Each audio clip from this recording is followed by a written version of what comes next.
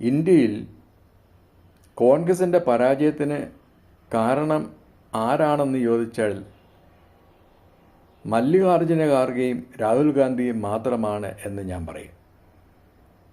അത് മറ്റൊന്നും കൊണ്ടല്ല, ഇതുവരെ എടുത്തിട്ടുള്ള തീരുമാനങ്ങളെല്ലാം തെറ്റായിരിക്കെ എല്ലാ സംസ്ഥാനങ്ങളിലും ആര് മുഖ്യമന്ത്രിയായിരിക്കണം എന്ന് ചോദിച്ചു കഴിഞ്ഞാൽ ഏറ്റവും കൂടുതൽ അവിടെ പ്രവർത്തിച്ച് പരിചയമുള്ള ആൾക്കാർ മാത്രമാണ് അവിടെ മുഖ്യമന്ത്രിയാവേണ്ടത്.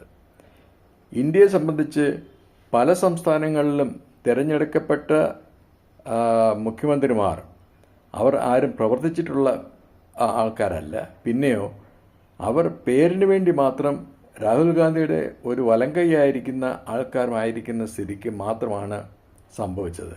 കർണാടകയിൽ സംഭവിച്ചത് അങ്ങനെയാണ് വടക്കൻ സംസ്ഥാനങ്ങളിലും സംഭവിച്ചത്. അവിടെയൊന്നും മധ്യപ്രദേശിലൊന്നും ഇപ്പോൾ കോൺഗ്രസിന് യാതൊരു അടിത്തറയുമില്ലാത്ത സ്ഥിതിയാണ്.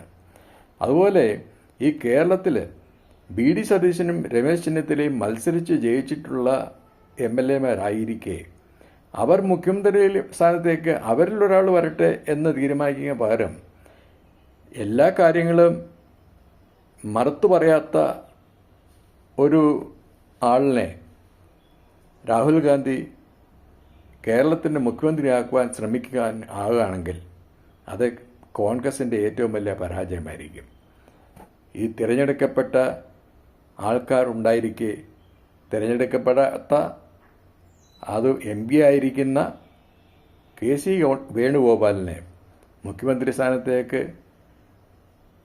നോമിനേറ്റ് ചെയ്യുകയോ ഇലക്ട് ചെയ്യുകയാണെങ്കിൽ അത് കേരളത്തിൻ്റെ കോൺഗ്രസിൻ്റെ അടിത്തറ ഇളക്കുന്ന ഒന്നിലേക്ക് അത് മാറിയിരിക്കും എന്നുള്ളത് നിശ്ചയമായിട്ടും പറയാവുന്നതാണ്.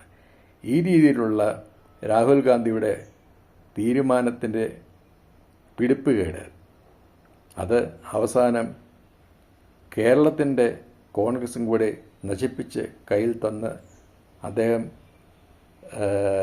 ഒന്നുമല്ലാത്ത ഒരു വ്യക്തിയായി മാറുകയും ചെയ്യും. അതുകൊണ്ട് ആദ്യമായി മാറ്റേണ്ടത് ഈ മല്ലികാർജുന ഖാർഗെയും രാഹുൽ ഗാന്ധിയുമാണ്.